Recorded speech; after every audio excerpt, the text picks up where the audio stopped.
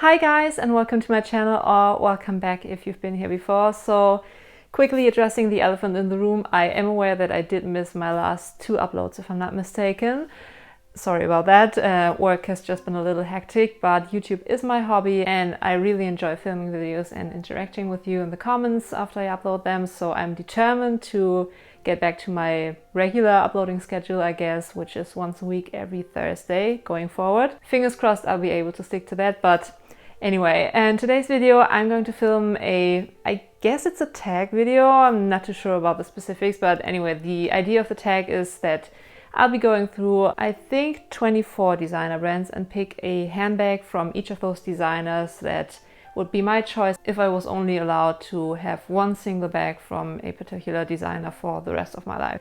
I thought that was such a fun video idea, especially considering that my last handbag purchase, like real deal big handbag purchase, was my Chanel Jumbo, and that was March of last year. So yeah, 1.5 years ago basically. So by means of this video I'm able to shop without actually spending money, and yeah, we'll be discovering some new brands that aren't really on my radar. I do stick to Chanel and Louis Vuitton mostly, but today we're going to venture out to a total of 24 handbag brands, so let's get started.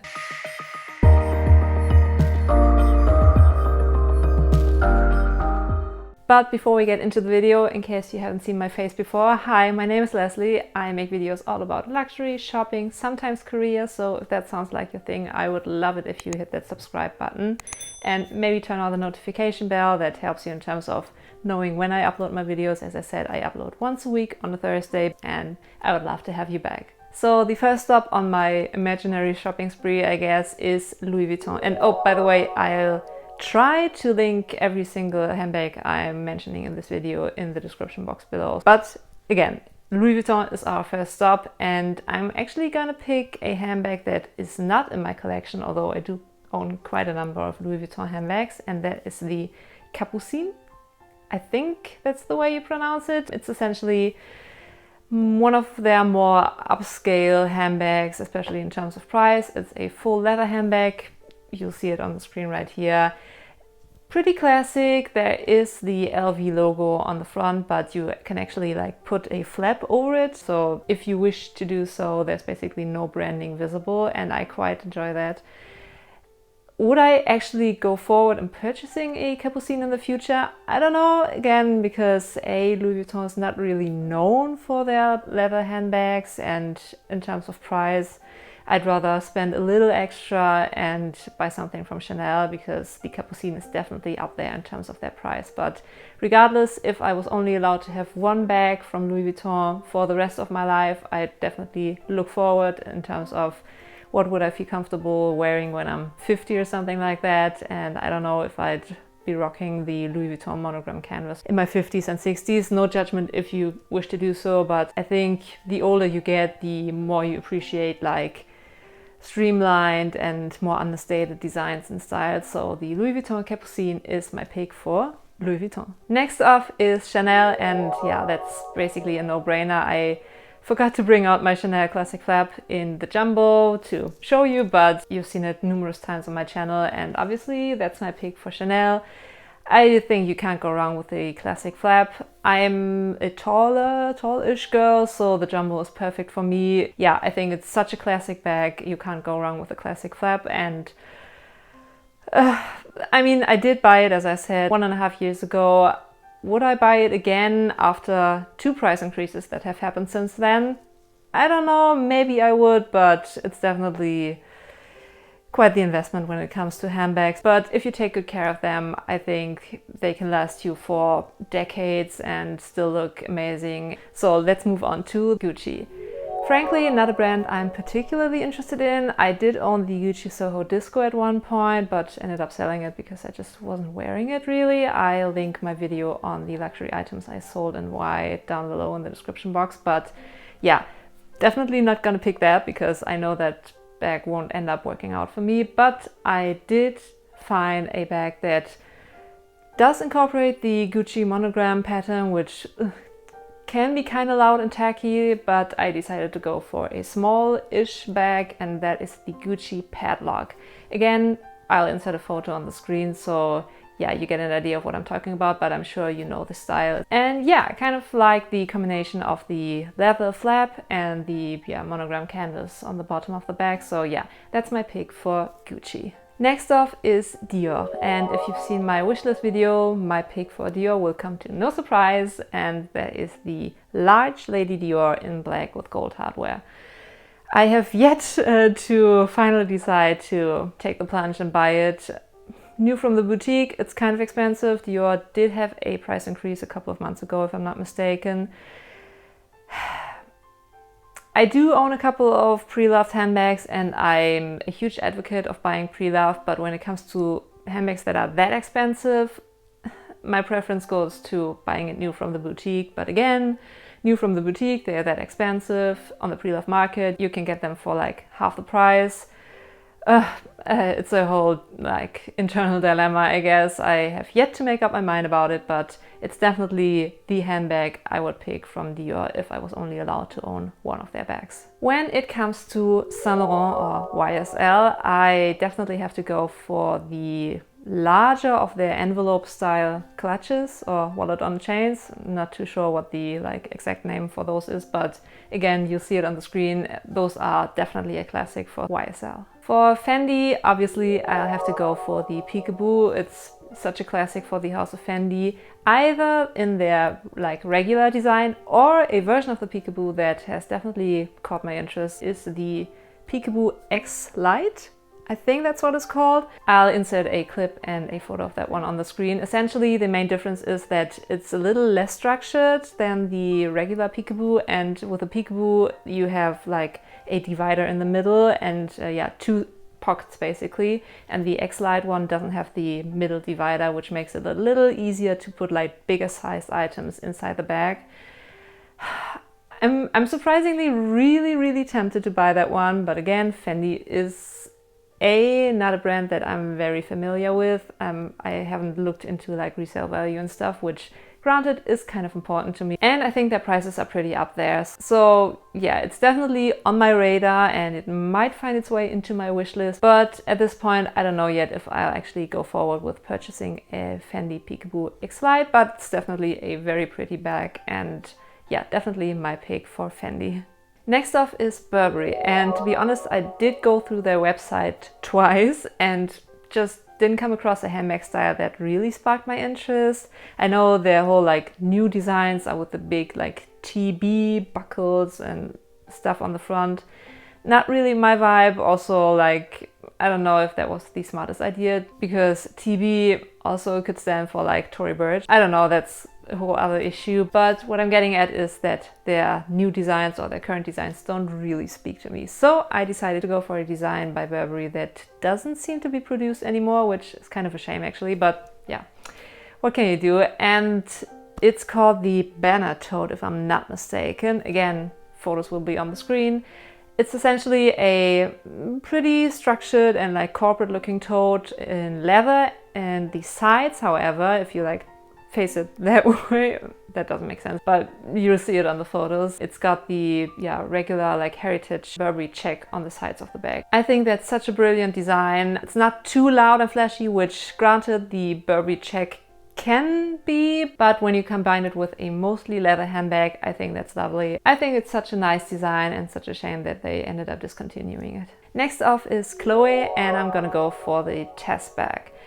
Now, the issue with Chloé, as we all know, is that they bring out new designs on a quite regular basis, and the chances of a handbag that is trending or like popular right now looking pretty dated and out of style in a couple of years is pretty high. But I have a feeling that the Tess bag is on the less trendy side of bags and yeah, basically has the potential to become kind of a classic for Chloé. I hope that at least, but I might be completely off. Obviously, I'm basically clueless when it comes to fashion, let's be honest. I don't work in fashion, I have no background in fashion, but I really enjoy the Tess bag, and it does feature quite a lot of hardware, which is also pretty common for Chloé, but it's still pretty understated. There's not like a huge C logo or anything like that. So yeah, I do enjoy that, and the Chloé Tess bag is my pick for Chloé. Next off is Givenchy, and that's an easy pick. It's definitely gonna be the large Antigona in black with their grained leather.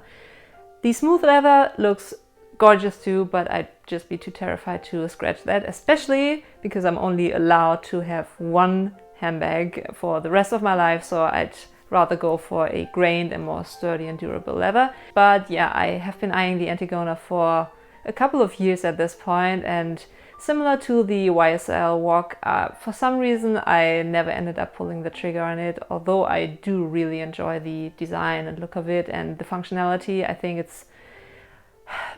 it does feature like the Givenchy written on top, but other than that it's a pretty understated bag, so it might even be suitable for work depending on whether I'm able to fit my work laptop in that.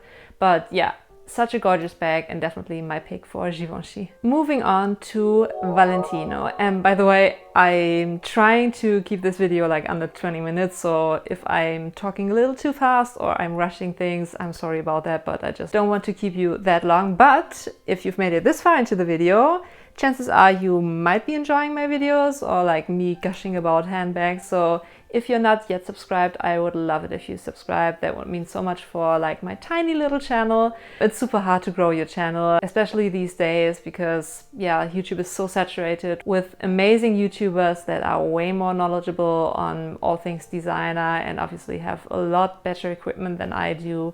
So yeah, if you like my videos, I would highly appreciate it if you subscribe. But getting back to my list of brands that I have yet to talk about, next up is Valentino. For this one, I decided to go for a bit of a bolder choice, especially because Valentino in and of itself, most of their designs are pretty like signature Valentino, a lot of spikes and studs and stuff, so I decided to go for the spike bag. Maybe even in like a really bold color, maybe red. The next brand I'm gonna cover is Prada. I know they've been having their moment with the whole like nylon trend and their re-edition crossbody like multi-pochette ripoff basically. Sorry if that's your aesthetic, you do you. I'm just not a fan of their nylon bags. So instead I'm gonna go with a pretty classic design, and that is the double bag. Prada does have quite a few like office appropriate bags, if you will, so I'm gonna go for the double bag, potentially in a bigger size that would accommodate my laptop for work, and maybe in a black, maybe in a like beigey blush nude color, somewhere in that like color family, so I'd be able to wear it to work. And I did film a video on wearing designer items to work that was pretty popular, so if you want to check that out, I'll leave it in the description box. So yeah, usually I'd say stay away from logos to work, especially when you're like on the bottom of like the corporate ladder and you want to make a name for yourself for the work that you contribute and not for the designer brands that you wear to work. But I think despite the Prada like logo on the bag, their bags are pretty understated. And if you choose to buy a designer bag for work, I'd say the Prada ones are pretty great. The next brand I'm gonna cover is Dolce Gabbana. Again, not a brand that I'm particularly interested in. Most of their designs are way too out there for me, lots of florals. Since I have to pick a bag from Dolce & Gabbana, I'm gonna go with the Sicily bag. They did have a moment like 5 or 6-ish years ago, but since then the trend has died down basically. But I think it's on the more understated side, especially when you go for a like neutral color or you go for a red, which looks beautiful too. So yeah, the Dolce & Gabbana Sicily bag. Moving on to yet another brand that's not really my aesthetic, and that's Versace. But I was pleasantly surprised when I took a look at their website, and I did find some bags that are not like Medusa head galore in your face and like gold embellishments and like, yeah, you know, Versace's usual aesthetic. Some of their newer releases are quite nice, so yeah, I'm gonna go with the, I did have to write that down, Virtus small handbag. It does have a top handle. I'm not even sure if I'll be able to insert a photo, and it's not really popular, so it seems, at least not on social media and Instagram. But yeah, for Balenciaga I'm also gonna go for a pretty under the radar bag, and that is the Le Dix. especially in like a marble design. If you follow other YouTubers in the luxury community, you might have come across KW Shop's videos. So yeah, Catherine is her full name if I'm not mistaken. She owns this like Le Dix bag in such a gorgeous like marble design. Absolutely stunning. I also did find, I think, 2 marble Le Dix bags on Vestiaire Collective, but I think they've been up since like 2017, so who knows what their current state is. Or if the seller, although obviously you'd expect he didn't continue using it after putting it up for sale, yeah, how he's been treating or storing the bag, so I don't feel comfortable buying a bag that's been up for like 3 years at this point. But it's such a gorgeous design. It does seem to be pretty heavy, at least if I remember correctly what Catherine said in her videos. But yeah, such a gorgeous bag. The Le Dix from Balenciaga. Next off is Jacquemus. And obviously they are like super known for their Le Chiquito bags, like the tiny one and the still pretty tiny but a little bigger ones.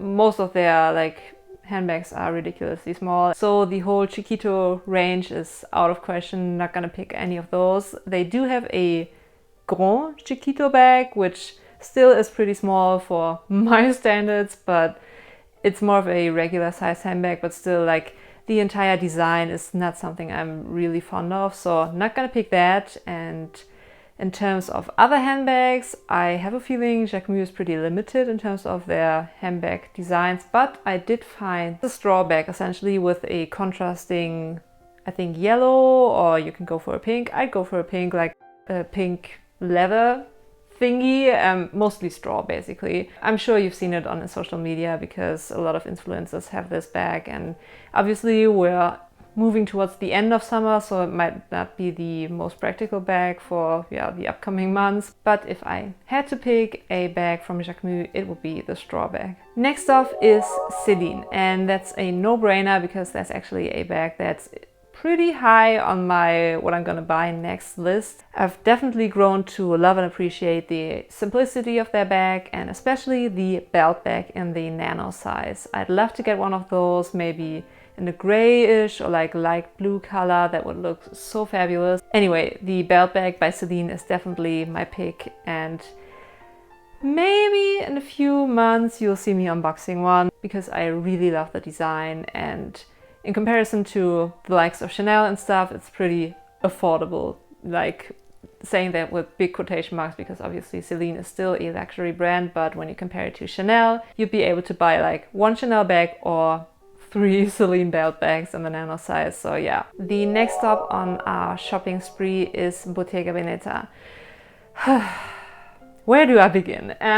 If you've seen some of my other videos, you'll know that I'm a more classic handbag kind of girl, and Bottega, especially like these past couple of years, is definitely not that. Their pouch bags, don't even get me started. The cassette bags, just no thank you. So I thought maybe my pick would be to go for the most expensive one and sell it and buy another handbag from a different brand, but I guess that would be cheating in case of this video. So I did opt for, again, I had to write that down because I'm not familiar with like Bottega style names, the Mini BV Angle. Not even sure if I'll be able to find a photo of that on Instagram to insert, but again, link will be below. It's a pretty understated, simple, small bag, so yeah, that's gonna be my pick for Bottega. Next off is Hermès, and no surprise there in terms of my pick, especially if you've seen my wishlist video.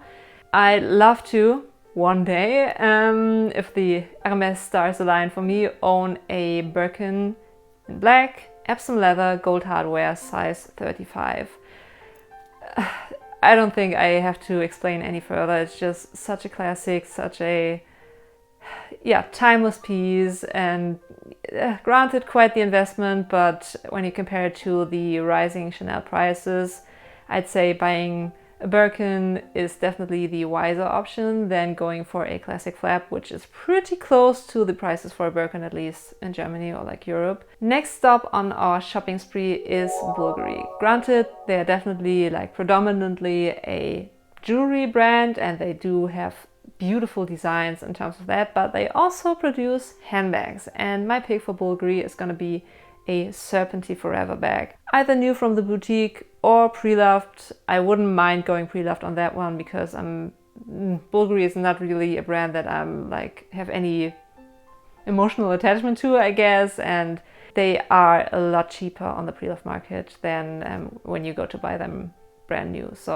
yeah, so we're down to the last 5 brands if I'm not mistaken, and I'm just gonna whiz through them and try to keep it as short as possible because I feel like I've been talking for ages at this point. So next off is Moynat. I think that's the correct way to pronounce it, but if anyone from France or like Francophone Canada watches my videos, definitely let me know if I completely butcher that. But yeah, they are pretty under the radar, although the brand is even older than Louis Vuitton. They were founded like in 1840, somewhere around those lines.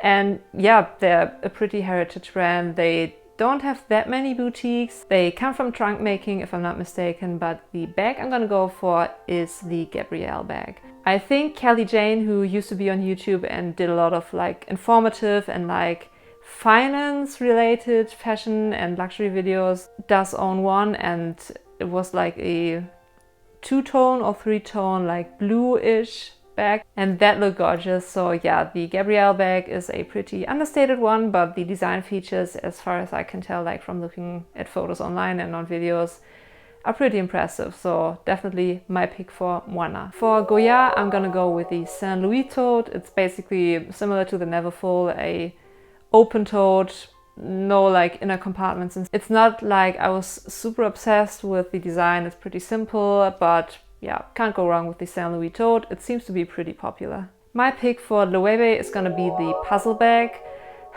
I wouldn't say I love it, and I wouldn't really buy the bag, but it just comes down to me not being really informed in terms of other designs that Loewe puts out in terms of handbags. So yeah, the Puzzle bag is a pretty understated one, but if you are a lover of luxury and you know different kind of brands, you definitely recognize a Loewe handbag if you see one. When it comes to Jimmy Choo, I did decide to include them, although obviously they're mostly a shoe brand, but they also have a couple of handbag designs, and I'm really fond of the locket bag actually. I'm not too sure if they still produce that bag, but I've seen a couple float around on Vestiaire Collective and like other pre-loved websites. So yeah, that's gonna be my pick for Jimmy Choo. And the grand finale, I can't believe that we're finally at the last brand that I'm gonna cover today, and that is Cartier. Similar to Bulgari, obviously they come from jewelry making, but they also produce a couple of handbags. And the bag I'm gonna go for this video is the C de Cartier handbag, in either in black, I guess, or in their heritage like Cartier red color. That looks gorgeous too. I did, however, hear that their quality isn't really that impressive. And there you have it, 24 picks for 24 handbag designer brands. I hope you enjoyed today's video. If I missed a handbag brand that you think I should have included, or if you agree or disagree or have some suggestions in terms of handbag styles that I didn't mention that I might be enjoying more than the ones I did mention, definitely let me know in the comments below. But yeah, I think that does it for today's video. I hope you enjoyed it. If you did, please give it a thumbs up and also subscribe to my YouTube channel. As I said, that would help me out tremendously. And yeah, have an amazing rest of your week, and until next time, bye.